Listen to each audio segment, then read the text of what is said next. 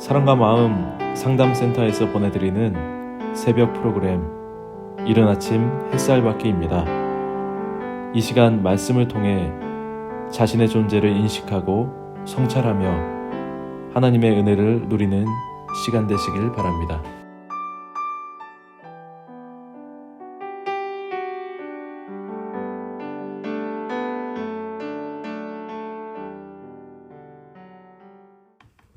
안녕하세요. 박선미 상담사입니다. 오늘도 나의 존재를 일깨워주는 하나님의 메시지를 통해 마음의 힘을 얻는 여러분이 되시기를 소망합니다. 본문 말씀은 고린도후서 4장 6절에서 7절 말씀입니다. 어두운 데에 빛이 비치라 말씀하셨던 그 하나님께서 예수 그리스도의 얼굴에 있는 하나님의 영광을 아는 빛을 우리 마음에 비추셨느니라.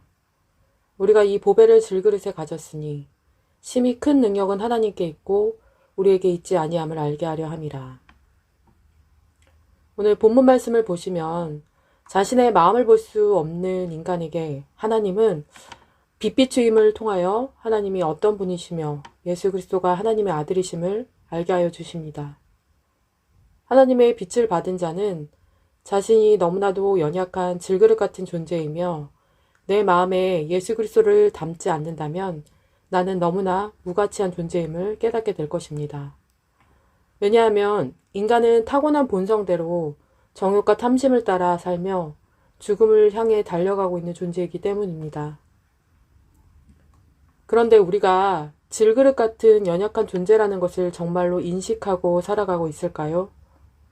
말로는 난 연약하고 힘이 없어 라고 할지 모르지만 사실상 우리의 내면에서는 우리가 연약한 존재라는 사실을 잊고 살아간다는 생각이 듭니다. 정신분석학자 코엇은 자기 심리학에서 과대자기라는 용어를 사용하며 인간은 전능감과 가대감을 느끼려 하는 과시적인 자기애를 지닌 존재라고 설명을 합니다. 우리들 주변의 아이들의 모습을 보면 과시적인 자기애가 무엇인지를 분명 알 수 있을 것입니다. 엄마, 나 이거 잘하지? 나 싸움도 잘한다? 아까 친구들이랑 게임 했는데 내가 1등 했어. 이러한 아이들의 초보적인 가대감이 부모로부터 받아들여지면 그래, 우리 아들 그렇게 잘했어? 엄마도 기분이 좋네?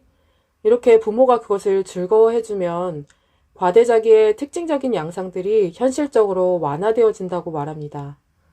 하지만 인간이 근본적으로 갖고 있는 과대적 자기애가 부모로부터 받아들여지지 않는다면 아이들의 과대적 자기애는 현실적이지 못한 방향으로 더 부풀려지거나 부정적으로 변형되어질지 모릅니다. 그래서 현실의 자기 자신의 상태를 보지 못하고 환상 속에서 자기 자신을 만들어가고 환상의 나를 꿈꾸며 살아가게 될 것입니다.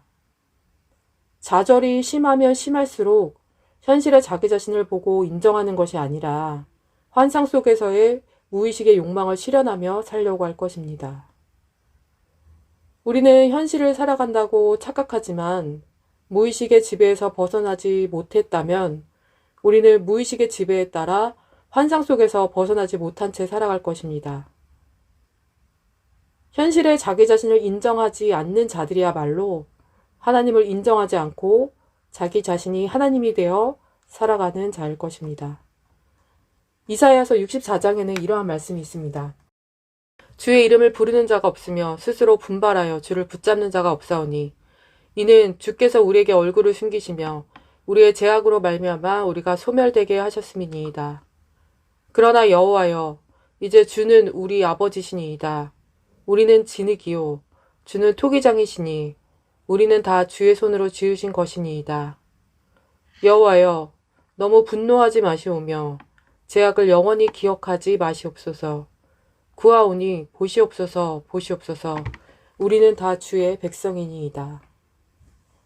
이사야 선지자는 회개의 기도를 합니다. 주의 이름을 부르는 자도 없고 주를 붙잡는 자도 없습니다. 하나님이 우리의 죄악으로 인해 얼굴을 숨기셨습니다. 그러나 여호와여, 우리는 진흙이고 당신은 토기장이십니다. 라는 고백을 하며 당신만이 창조주이시며 하나님이시고 나는 당신의 피조물입니다. 라는 사실을 인정하며 하나님이여 너무 분노하지 마옵시고 우리의 죄악을 영원히 기억하지 마시옵소서라며 회개하는 기도를 합니다. 질그릇 조각 중 한 조각 같은 자가 자기를 지으신 이와 더불어 다툴진대 화 있을진저 진흙이 토기장이에게 너는 무엇을 만드느냐 또는 내가 만든 것이 그는 손이 없다 말할 수 있겠느냐. 이사야 45장 9절에서도 인간의 존재를 질그릇 조각 중 한 조각 같은 자라고 표현을 합니다. 그렇게 쓸모없고 연약할 대로 연약한 자가 자기를 지으신 하나님의 존재와 다툰다고 말합니다.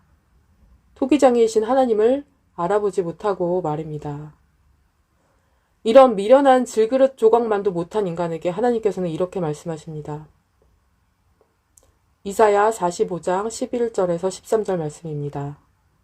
이스라엘의 거룩하시니 곧 이스라엘을 지으신 여호와께서 이같이 이르시되 너희가 장래일을 내게 물으며 내 아들들과 내 손으로 한 일에 관하여 내게 명령하려느냐. 내가 땅을 만들고 그 위에 사람을 창조하였으며 내 손으로 하늘을 펴고 하늘의 모든 군대에게 명령하였노라. 내가 공의로 그를 일으킨지라. 그의 모든 길을 곧게 하리니 그가 나의 성읍을 건축할 것이며 사로잡힌 내 백성을 값이나 가품이 없이 놓으리라. 만군의 여호와의 말이니라 하셨느니라. 하나님은 자신이 어떠한 존재이심을 알려주십니다. 나는 땅도 만들고 그 위에 사람을 창조하였고 하늘을 펴고 하늘의 모든 군대에게 명령을 한 자이다. 나 여호와는 천지를 창조하신 하나님이며 너희는 내가 지은 피조물이란다라고 말입니다. 하지만 인간은 선악과를 따먹은 저주받은 존재로서 내가 피조물이라는 사실을 망각하고 살아가고 있는 것 같습니다. 사랑과 마음 상담센터 섬김이 여러분은 내가 하나님이 되어온 과대자기로부터 벗어나셨습니까? 내가 연약한 질그릇이며 하나님이 나를 빚으시는 토기장이이심을 인정하는 삶을 살고 계십니까? 우리의 신앙은 나와 하나님과의 관계 정립으로부터 시작이 됩니다.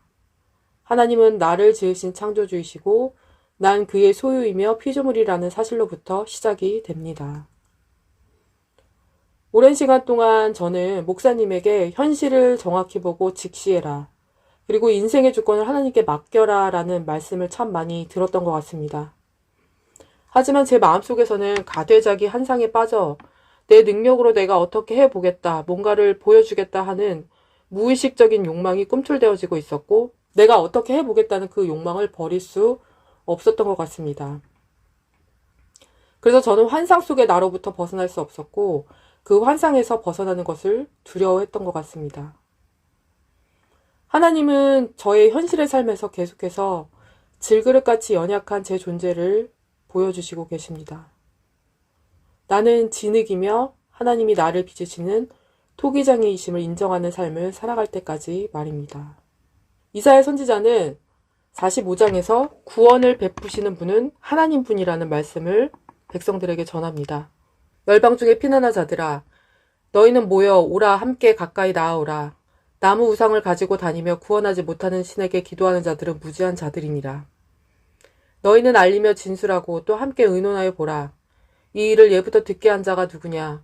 이전부터 그것을 알게 한 자가 누구냐? 나 여호와가 아니냐? 나 외에 다른 신이 없나니? 나는 공의를 행하며 구원을 베푸는 하나님이라. 나 외에 다른 이가 없느니라. 땅의 모든 끝이여 내게로 돌이켜 구원을 받으라. 나는 하나님이라 다른 이가 없느니라. 내가 나를 두고 맹세하기를 내 입에서 공의로운 말이 나갔은즉 돌아오지 아니하리니 내게 모든 무릎이 꿇겠고 모든 혀가 맹세하리라 하였노라. 내게 대한 어떤 자의 말에 공의와 힘은 여호와께만 있나니 사람들이 그에게로 나아갈 것이라. 무릇 그에게 노하는 자는 부끄러움을 당하리라.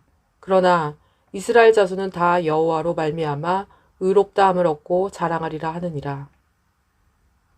성도 여러분, 오늘의 삶 속에서도 내가 하나님의 피조물이라는 사실을 잊지 말고 겸손히 토기장이이신 하나님을 인정하는 삶을 살아갑시다.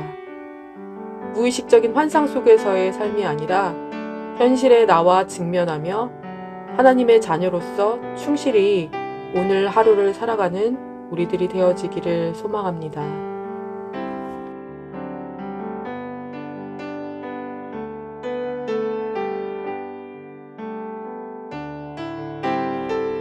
지금까지 사랑과 마음 상담센터에서 보내드린 새벽 프로그램 이른 아침 햇살받기였습니다.